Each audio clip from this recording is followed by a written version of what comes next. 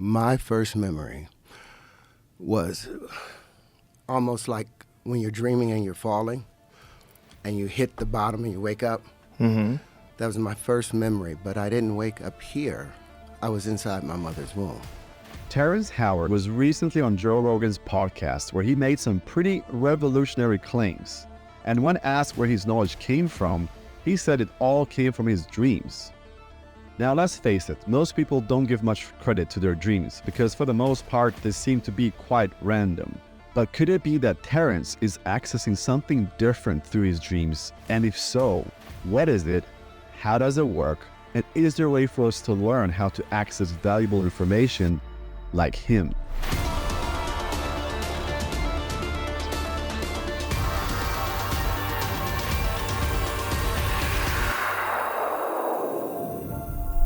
All right. If you're new to my channel, my name is Florentine, and I help people tap into non-physical realities through altered states of consciousness. And in this video, I will not only disclose how Terrence gained his knowledge, but also give you some useful techniques that you can use to access valuable knowledge as well. Now, let's have a listen to Terrence's description of his dream. And then when I was about 5 years old, I had another dream. And the room filled up with like this fluid, a dark fluid. And I could see the ripples of it moving around. And there was a being there. And I remember being walked through that fluid with him. And I was trying to look up at him, and I couldn't turn my head to look at him. And he had his hand straight. I knew his voice, but I did not know who it was, but I felt confident and comfortable. And as we moved along this dark blue fluid path with like chartreuse covering the, you know how when you look into a pool and you see the ripples, and if you're at the bottom of the pool, you see the ripples overlapping. That's what it looked like. And then when we got to the end of it, he said to me, if you could have anything in the world, what would it be? I said to him, I want to know how everything works. And at that moment, he used his left hand and he opened up the door. And there was this mansion, big brown doors. And inside of it was this crystalline flowers, big crystalline flowers, like a giant, like 5 feet across. And every time I tried to see his face, he would reach in and hand me another shape. And I was so fascinated with the shapes because they didn't look like the platonic solids. They didn't look like anything I'd ever seen before. And he would hand me these shapes, and each shape was different and amazing. And I woke up from that dream. But after that moment, anytime something strange would happen in a dream, I had the powers of inception. Anytime I would be naked at school, I would say, I'm not naked. I must be dreaming. And immediately, I would run out of the school or run out of wherever I was, and I would find that mansion again. And I had access to all the knowledge. The proof of it is the 97 patents that I have now. The proof of it is the industries that I've innovated. That's very inspiring indeed. And when he says he got the power of inception, he probably refers to Christopher Nolan's movie called Inception, where they're talking about lucid dreaming. This is an experience where you realize that you're dreaming inside of the dream. Once you have the realization that you are dreaming, then you can take control of the dream. And I've had this happen many times in my life. And it's estimated that around 50% of the population has had at least one lucid dream in their life. Lucid dreaming is a powerful tool that allows you to do fun things like flying or levitating objects with your mind, and also important things like practicing a new sport or a new skill. And some people use it for healing traumas from the past and also freeing themselves from a nightmare. Nikola Tesla, the revolutionary inventor, reported using lucid dreaming to work through complex problems. He was able to create his inventions in his dreams. While everybody else is sleeping, he was able to evoke awareness in his dreams and then create his inventions and not just visualize them, but also be able to turn on the machines and see if they're working. And if they're not working, he could immediately just think about solutions, and he'll be able to see it in front of him, how the machine will just change into different shapes and create whatever he wanted. And then come back from that experience, remember what he was experiencing in that state, and come back into the physical, and then start creating the blueprint for that machine or invention that he wanted to create. Scientifically speaking, lucid dreaming is viewed as an experience that happens inside of our minds. But if it happens inside of our minds, then how is it possible that Terrence could access knowledge through his dreams that he did not know before? These are things that you had in your mind from the time you were born. From before that time, because I remembered that I had been someplace else before. Now what's interesting, that voice that I heard, that's my voice now. So it was like my greater self was leading me through, and periodically would show up again in other dreams. And I'd start going back into that palace. And I remembered all of these things, and I started patenting them. So Terrence is describing how he was able to access memories from his past life through his dreams, and that his present voice was guiding his younger self. Now, this goes into the concepts of reincarnation and higher self or spirit guides, which is a topic for another video. But what really stands out to me is his repeated visits to the palace. There is a famous non-physical place called the Hall of Records, or the Akashic Records, which is like a massive storage facility of all information in the whole universe. It holds a collection of everything that is happening right now, everything from the past that has happened, and even probable future timelines. So every event, every thought, every emotion and intent that has ever been expressed by any living beings in the entire universe is recorded there. Some people describe these records like a massive library with books and scrolls, but the visual representation can vary depending on who is viewing it. It's like the appearance is just an interface that shapes itself to help the viewer feel more familiar and comfortable with it. Based on what Terrence describes in the podcast, it sounds like he explored a similar place. So you had figured this out at a young age? I had already seen this. This was all inside of that palace. I had access to it, and I knew the relationship. So you saw this in dreams? I saw it as a circle. Everything was a full circle laid out, and each area was just expanding, like wrapping a rag around your hand. This is how I saw it more so, but as a vortex. So where are these information centers, these Hall of Records or big storage facilities? And how can we access them? Well, they are invisible to our eyes, yet you can tap into them from anywhere in the world. Think of it a bit like accessing the internet. We can't see the internet, yet we know it's all around us. And if you know how to access it, you can find some really valuable information. Now think about this for a moment. We created our internet systems only about 50 years ago. That's nothing. The universe is estimated to be over 13.8 billion years old and far more advanced than we can ever comprehend. And through quantum mechanics, we can understand that everything in the universe is connected, interconnected through the quantum field. So if you can tap into the quantum field, then you can access what I like to call the universal internet. And in order to do that, you need to tune your consciousness in the right frequency. And this is nothing new. Famous inventors, scientists, philosophers, and artists have credited their wisdom and insights as something that came to them from another place. Albert Einstein described his theory of relativity as a sudden revelation that came to him while visualizing himself riding alongside a beam of light. Leonardo da Vinci credited his ideas and insights to moments of inspiration that seemed to come from beyond himself. The famous Mozart attributed his musical genius to a divine or external source, and he often described his compositions as arriving fully formed in his mind. Edgar Cayce, known as the Sleeping Prophet, was a renowned channeler they had the remarkable ability to provide insights and predictions to world events while in a trance-like sleep state. Carl Jung, the psychiatrist, used his dreams and lucid dreaming experiences to explore the unconscious mind and developed his theory of psychology, including the concepts of archetypes. Thomas Edison, the famous inventor, used to take short naps with a steel ball in his hand. As he drifted away into sleep, the ball would fall on the floor and wake him up.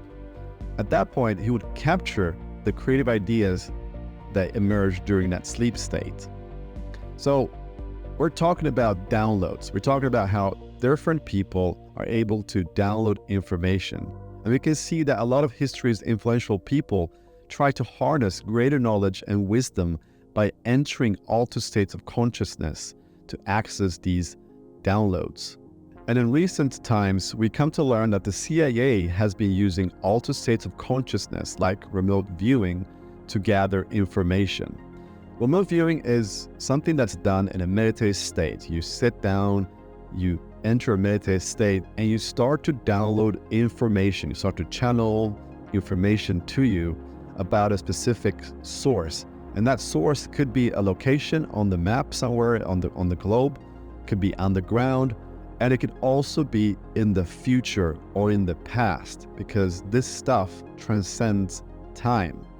If you want to read more about the CIA and what they were doing with this kind of stuff, you can actually go to their website and download a PDF, which is a declassified document that talks about the so-called Stargate projects, which shares the interest that they've been having in this field and the work that they've been doing and the money that they've been spending for years learning about these different states of consciousness to harness them for different things like espionage or gather information about something important that's going to happen in the future. Really, really fascinating stuff. And what all of this shows us is that we have advanced biological technology that's already installed in our systems. And if we learn how to use them, we can tap into information that is beyond ourselves. If you're a business person, then you could learn this to give you a massive advantage in your career. And if you are an artist or a sports person, you can learn this to train your skills. And of course, if you're a spiritual person, you could use this to explore the truth of existence, where you come from, where you're going, why you're here, and so much more. Now, if you want to find out if you're capable of doing this, I have included a link to a 30-second test below this video. This test will ask you a few questions and give you a score on your ability. So what can you do to tap into hidden knowledge and download information like the great minds of all time? Well, if you want to learn how to have lucid dreams, then one easy technique is to start a habit of doing reality checks. Reality checks is when you go about your life and you start a habit where you check if you are dreaming. So you simply just look at your hand, you count your fingers, and you ask yourself, am I dreaming? And you see that you have 5 fingers, and you ask yourself if you're dreaming, and you look around, and you just do a little test and see, are you dreaming or are you not dreaming? Of course, for the most part, you won't be dreaming. You'll be doing this and you're not dreaming. You know that. But because you start this habit, that habit will start being trained in you to the point where you start doing it when you're sleeping and you're dreaming. And when you're dreaming, your hands will look different. You might have 3 fingers, or you might have 10 fingers on one hand, or your hand is translucent. Weird things happens with your hand. And the best thing is if you do it when something strange happens in your reality. So let's say that you're out and about and suddenly you see a really cool car come out of nowhere. You're like, wow, that's a really cool car. Let me do a reality check and see if I'm dreaming. Or you see someone wearing really interesting clothes, or a building, or just something out of the normal happens in your physical life. At that point, you want to do a reality check, because a lot of times in dreams, weird things happen suddenly. Suddenly you're on a flying dragon. Suddenly you're teleporting somewhere or flying, I don't know, something happens. And so if you do a reality check, every time something strange happens, you're going to take that habit with you into your dreams as well. And it's a very cool moment when you look at your hands and you ask yourself if you're dreaming. And in that moment, you realize that, holy shit, yes, I am dreaming.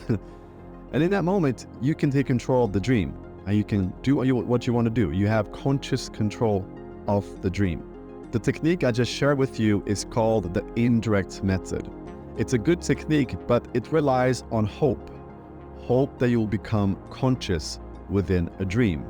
With today's technological advancements, we have techniques that are far more powerful than what they used in the past. And these techniques are what I specialize in helping my students with. One of them is called the semi-indirect method, which is a method that we do upon awakening from sleep. So when we go to sleep at night, we can wake up multiple times throughout the night. Some people do it naturally. They wake up throughout the night, maybe to go to the bathroom, maybe just to turn on the other side. In that moment, if you remain completely still, you can actually re-enter dreams, or you can create dreams in that very moment. You can create yourself, you can put yourself into a dream state that you can control.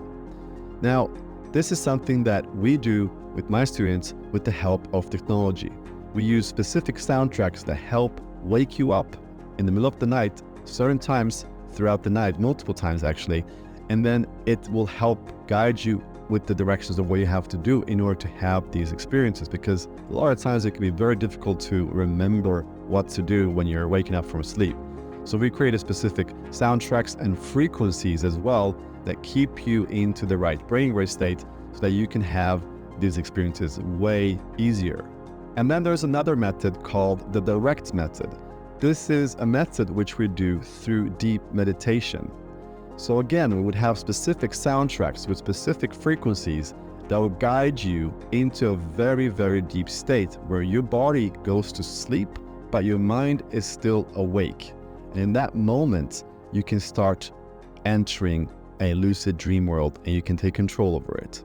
These methods can definitely help you have some amazing lucid dreams quite easily as well. But for those of you that are open-minded enough to go even deeper down the rabbit hole, I want to tell you the truth.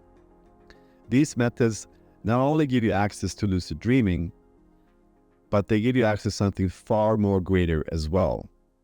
They give you access to something called astral projection and out-of-body experiences. Astral projection is a technique that allows you to consciously move your awareness into non-physical realities and explore other dimensions.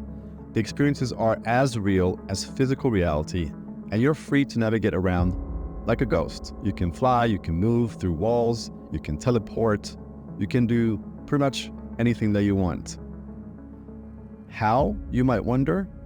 Well, when you get into these deeper states that we talked about with these different methods, instead of visualizing yourself into another place and start creating a lucid dreaming environment, you can actually start separating from your physical body by simply just moving away from the bed that you're in. And you're going to be standing next to your physical body, and at that point you're out of body and you can go wherever you want. That's like one of the main differences into how the experiences start. However, you can still go from a lucid dreaming environment to an astral projection environment, because really the main difference is that we're talking about different frequencies, different dimensions. The lucid dreaming dimension is like your computer, like your consciousness. You're exploring your desktop, you're exploring your hard drive. And astral projection is when you access the internet and you can explore other websites, and so other dimensions, other places, other worlds. So astral projection is the internet. You're exploring the internet, you're going to different places that are not existing in your consciousness. Like, you're not aware of these things. You have to go beyond yourself to access these things. That's when you have an astral projection. And that is exactly what Terrence Howard did. He was having astral projections. Anytime something strange would happen in a dream, I had the powers of inception. Anytime I would be naked at school, I would say, I'm not naked. I must be dreaming. And immediately I would run out of the school or run out of wherever I was, and I would find that mansion again. And I had access to all the knowledge. So in this clip, he describes how he became aware that he was in a dream. And then, because he's aware, it means that the dream turned into a lucid dream. And from there, he left that spot that he was in and he went into the palace. And that's when the lucid dream transitioned into an astral projection. And that's when he now was able to access information that was beyond himself. So yeah, we can transition from a lucid dream into an astral projection just with our intention. The scenery would usually change, and suddenly you might find yourself somewhere else, maybe next to your bed in your room, and you're looking at your body lying to sleep while you're standing next to it, or you might be somewhere else completely different. One of the main differences as well between dreams and astral projections is that in dreams and lucid dreams, you're often in the middle of the action. It's like there's a scenery happening, there's people, there's stuff, there's a specific sort of scene that's playing out in front of you and you're completely immersed in it. That's usually what a lucid dream or a dream is, with familiar people, maybe from your childhood, maybe your parents, maybe your best friends, something that has to do with you. Now, when you have an out-of-body experience or astral projection, you can sometimes just appear up in a place completely empty, maybe an empty street, there's nobody around, and you have to look for something. You have to try to find out where is this place and where are the people. You're not in the middle of the action, you're somewhere completely different, and the experience is very stable. So in a lucid dream, you might look at the window and you see some clouds there, and then you look away, you see a door, you look back at the window, and now the window is gone, and it's like maybe an elephant, and your grandma's standing there. Very unstable. Things can just shift and change instantly. While in astral projection, you're visiting real places where things are stable. If you go out of a room and you come back to in a room, the room is still going to look the same as before, because you're not accessing your stuff. You're accessing stuff beyond yourself. Like I said, think about it as accessing the internet, and think about how many web pages there is on the internet right now. Well, there's going to be at least, much more worlds upon worlds that exists in these other realms on the universal internet. And when people go out of body and visit places like the Akashic records, they're usually not there alone. They're usually greeted by other beings, usually a record keeper that would show you around and help you navigate and understand your records. My team member and coach, Ryan, puts it this way. One thing that is common across all of these experiences is the record keeper, the librarian or a guide who can show you how to access this information, all of your past lives, all the future branching possibilities, the beginning and potentially the end of the universe. And the great part about this is that you're not experiencing this information from a book or a scroll or even a screen. You are being completely immersed in the simulation, almost like you're experiencing the memory of the universe itself, and that you're there as it's really happening.